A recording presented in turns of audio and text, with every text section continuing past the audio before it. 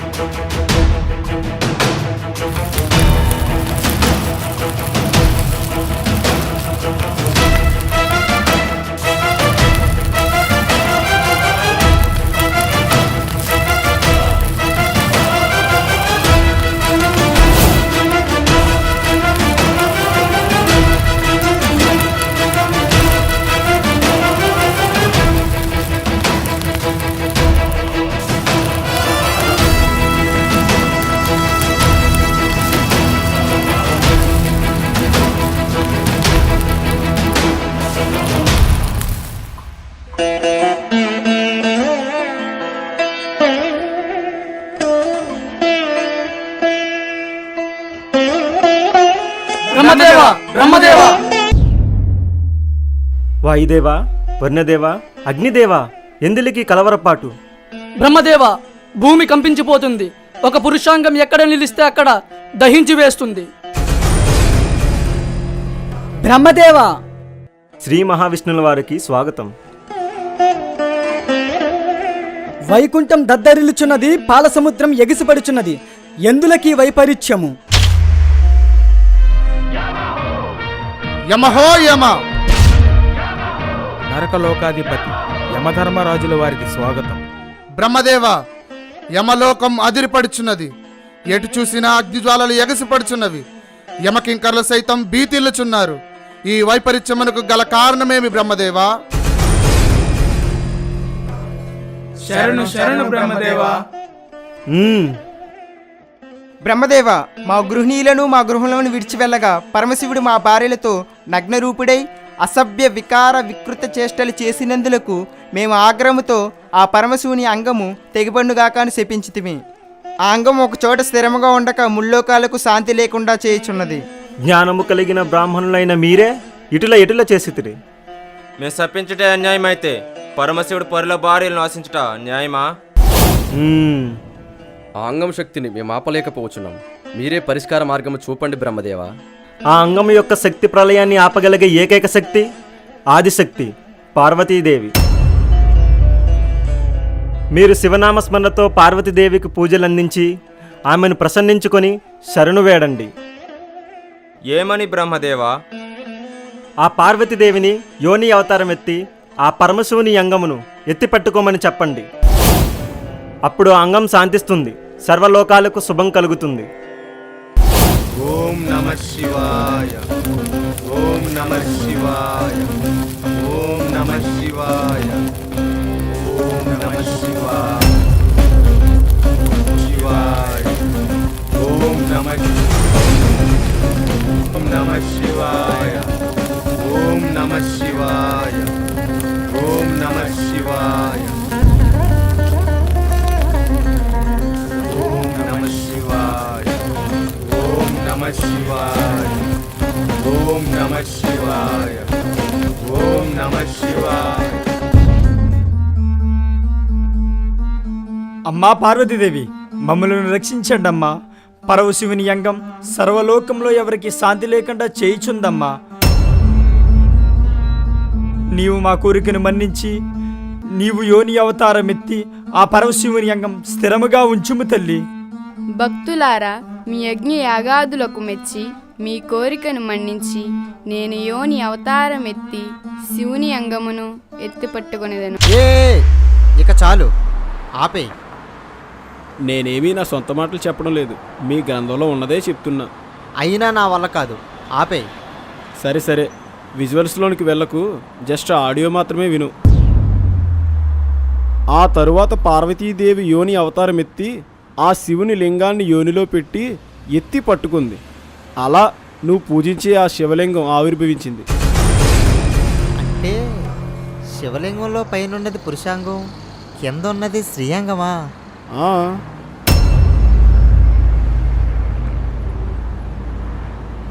నేనింకా లింగం మీద అభిషేకంగా పోసే పాలు నీరు కిందకి పారడానికి పెట్టిన గట్టు అనుకున్నాను. నేను ముందు అలానే అనుకున్నాను. ఈ గ్రంథం చదివిన తర్వాతే అసలు నిజం తెలిసింది. అంటే మొన్న ఒక హీరో ఓ సినిమాలో లింగాన్ని ఎత్తుకొని నడిచాడు, అది అదేనా? అదే. ఈ మధ్య కొంతమంది బాబాలు నోట్లోంచి లింగాలు తీస్తున్నారు, అది అదేనా?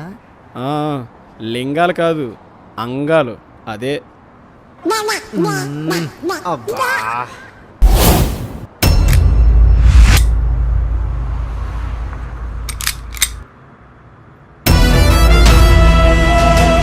ఇప్పుడు నేను చంపేస్తా, యేసుని నమ్ముకుంటా, స్వర్గానికి వెళ్ళిపోతానా? రాష్ట్రపతి గారికి హంతకులు కూడా క్షమించే అధికారం ఉంది కదా అని చెప్పి రాష్ట్రపతి గారు మీరు నన్ను క్షమిస్తారు కదా అని చెప్పి నేను ఒక హత్య చేస్తానండి, ఇప్పుడు నన్ను మీరు క్షమించాలి అని అంటే రాష్ట్రపతి గారు క్షమిస్తారా? రాష్ట్రపతి క్షమించలేనప్పుడు న్యాయాధిపతి ఆయన ఎలా క్షమిస్తాడు సోదరా? అయినా నన్ను చంపి నువ్వు మారడం కాదు, నీ గతాన్ని మతోన్మాదాన్ని చంపి నువ్వు మారాలి. నా చావుతోనే నువ్వు మారుతావు అనుకుంటే నన్ను చంపే. నా దగ్గర మారణాయుధం ఉంది, అయినా నువ్వు ఎందుకు భయపడట్లేదు? నీ చేతిలో మారణాయుధం ఉంటే నా చేతిలో జీవాయుధం ఉంది.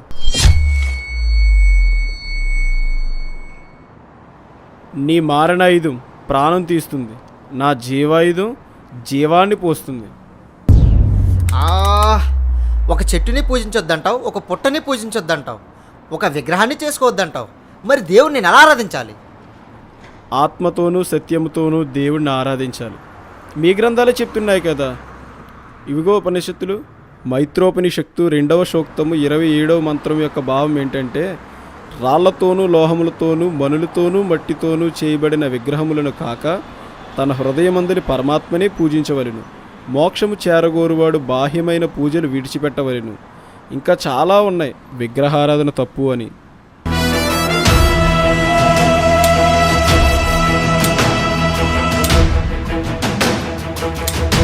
సరే సోదరా, ఆలోచించు, నేను వెళ్తాను.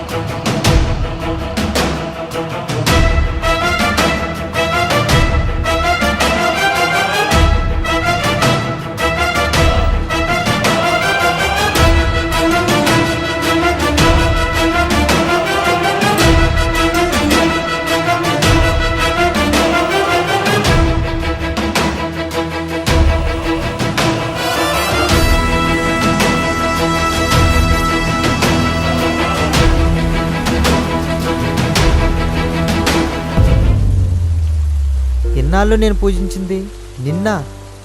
నువ్వు దేవుడు కాదా, దేవుని అంగానివా? అయ్యో, ఒక క్రైస్తవుడు చెప్తేనే కానీ తెలుసుకోలేకపోయాను. ఇది నా కర్మ కాదు కానీ నా మాటలు నీకు వినబడవు, నువ్వేమో మాట్లాడవు. విగ్రహాలను పూజించి పూజించి మోగబోయిన విగ్రహాలతో మాట్లాడడం నాకు అలవాటైపోయింది. ఆ సోదరు చెప్పింది నిజమే. బైబిల్లో చూపించినట్టు దేవుణ్ణి ఆత్మతోనూ సత్యంతోనూ ఆరాధించమని ఉంది. అది ఎలా? వెంటనే నేను ఆ సోదరుని కలుసుకోవాలి.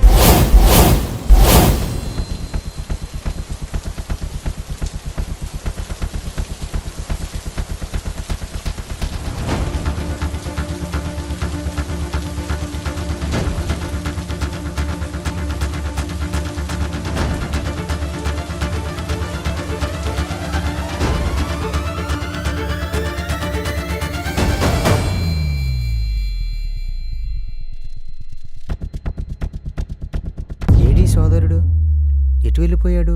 కనిపించడం లేదే.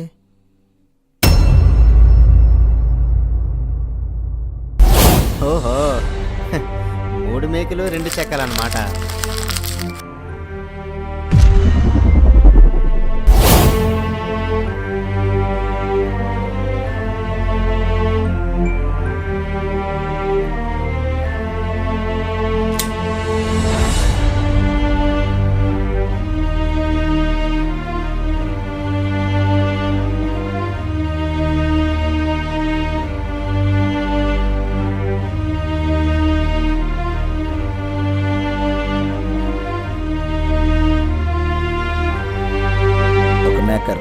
100 వస్తువులు తయారు చేయగలడు, కానీ 100 వస్తువులు ఒక మేకర్ని తయారు చేయలేరు. దేవుడు మనుష్యుల్ని తయారు చేయగలడు, కానీ మనుష్యులు దేవుణ్ణి తయారు చేయలేరు. దేవుణ్ణి చూడవలసింది రాయిలో కాదు, వాస్తవంలో. ఇట్లు మీ భారతీయ క్రైస్తవుడు.